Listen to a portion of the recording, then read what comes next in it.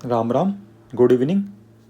आज हम wholesale price index और कंज्यूमर प्राइस इंडेक्स के बारे में संक्षिप्त चर्चा करते हैं ना। ठीक है, तो होलसेल प्राइस इंडेक्स, जिसे थोक मूल्य सूचकांक भी कहते हैं ना, तो ये क्या करता है? तो WPI tracks inflation at the producer level. ठीक है, वहीं अगर CPI की हम बात करें तो CPI captures changes in price level at the consumer level. ठीक है, तो अंतर ये हो गया, WPI तो क्या कर रहा है? प्रोड्यूसर लेवल पर इन्फ्लेशन ट्रैक कर रहा है ना, वहीं CPI कर रहा है कहाँ पर? कंज्यूमर लेवल पर। ठीक है, ओके, आई होप आप समझ पाए होंगे। और सेकंड पॉइंट इसका ये है अंतर कि WPI में ओनली गुड्स को कंसिडर करते हैं ना, और सेवा को कंसिडर इसमें नहीं किया जाता। वहीं CPI इंडेक्स के अंतर्गत बोथ गुड्स, मतलब CPI इंडेक्स में है ना, गुड्स एंड सर्विसेज, हम इन दोनों को कंसिडर करते हैं। ठीक है, और CPI 4 तरह का होता है। ठीक है, आइए हम इस पर थोड़ा सा हिंदी में चर्चा कर लेते हैं और अलग अलग मिनिस्ट्रीज के बारे में थोड़ा चर्चा कर लेते हैं ना।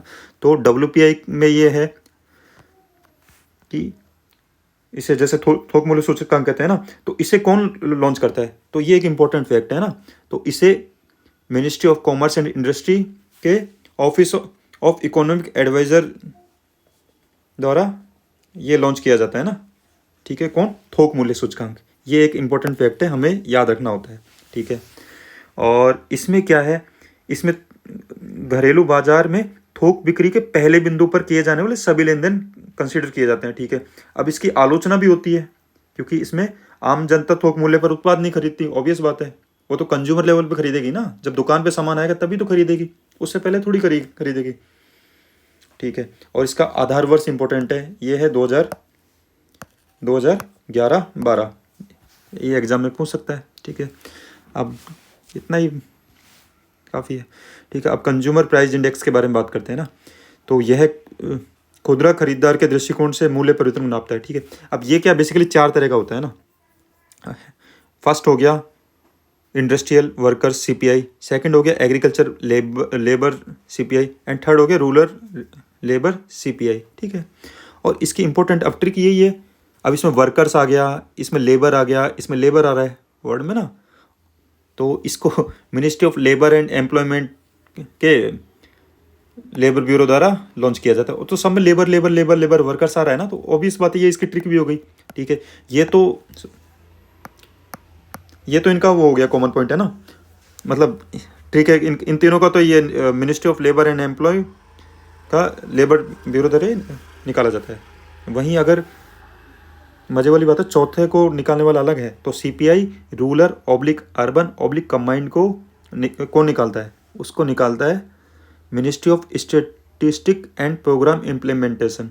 ठीक है, मतलब इस मिनिस्ट्री का कौन निकालता है? CSO, सेंट्रल स्टैटिस्टिकल ऑर्गेनाइजेशन, केंद्रीय सांख्यिकी संगठन भी से हिंदी में हम कह देते हैं, शॉर्ट फॉर्म इसकी CSO।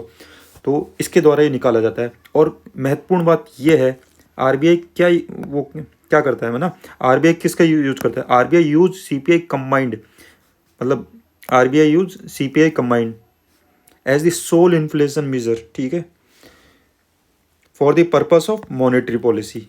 किस लिए यूज करता है इसको? मॉनेटरी पॉलिसी पर्पस के लिए RBI किसे यूज करता है? CPI कंबाइंड को।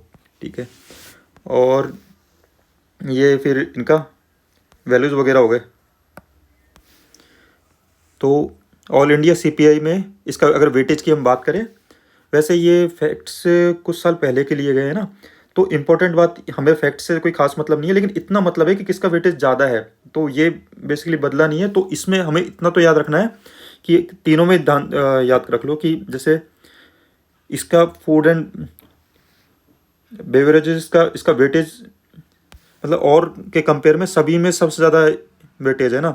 सेकंड मिसलेनियस हो गया, थर्ड तो हमको ये इम्पोर्टेंट है कि एक बार क्वेश्चन आई थिंक पूछा गया, UPSC में पूछा है ना, तो फूड एंड बेवरेजेस का वेटेज रूरल में देख लो, अर्बन में देख लो, कमांड में देख लो, तो मतलब ये है कि सीपीआई में फूड एंड बेवरेज का वेटेज मतलब सभी में ज़्यादा है ना, तो ये एक इम्पोर्टेंट फैक्ट है।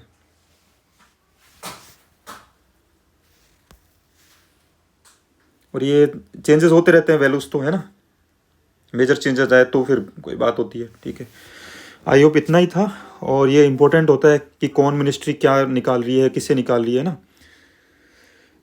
तो बस इतना ही। Thank you. अगर कुछ मिस्टेक हुई तो उसके लिए सॉरी।